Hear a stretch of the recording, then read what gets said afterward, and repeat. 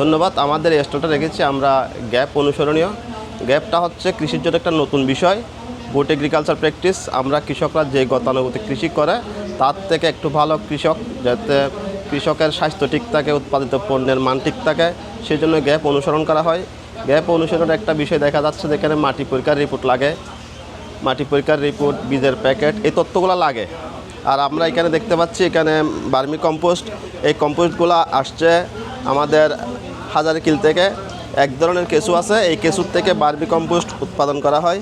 এই vermi compost মাটির জন্য খুব উর্বর, ফসল উৎপাদনের জন্য খুব ভালো, মাটির উর্বরতা বৃদ্ধি করে, পানি ধারণ ক্ষমতা বৃদ্ধি করে, সর্বোপরি ফসলটা ভালো হয়।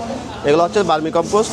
আর এখানে একটা ট্রাইকো কম্পোস্ট আছে, এটাও ভার্মি কম্পোস্টের মতো, এটা এক ধরনের লিচেট দিয়ে করা হয়, এটাও মাটির উর্বরতা শক্তি বৃদ্ধি করে।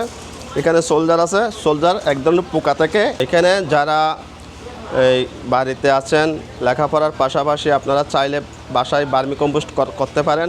ভার্মি কম্পোস্ট করতে চাইলে আপনারা আমাদের কৃষি অফিসের সাথে যোগাযোগ করবেন। একদিনের প্রশিক্ষণে আপনাদেরকে জানানো হয়, শেখানো হয় কীভাবে ভার্মি কম্পোস্ট করা হয়।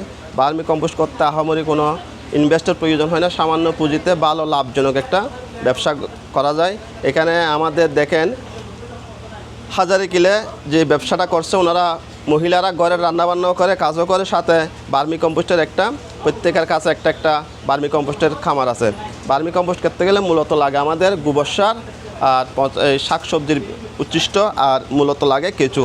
এই কেঁচু থেকে সারগুলা করা যায়। 1 মাসের ভিতর এই ভার্মি কম্পোস্ট রেডি হয়ে যায়। ঘরে বসে আপনারা চাইলে বাড়তি একটা ইনকাম করতে পারেন। আর আপনাদের সার্বিক সহযোগিতার জন্য আমরা কৃষি অফিসে যোগাযোগ করবেন, আমরা সর্বাত্মক সহযোগিতা করবো আপনাদেরকে। ধন্যবাদ।